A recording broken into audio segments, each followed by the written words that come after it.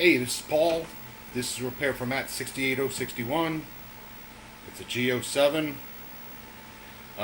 Easy repair. Just reflowed some solder. Put a new R908 in. Put some new caps in. Did the sync mod. And she is running great. Finishing up its burn-in period. No issues have come up. So it's about ready to get boxed up and sent back. It already had a new flyback on it, and there was no problems with it. Somebody already replaced IC 501 for whatever reason.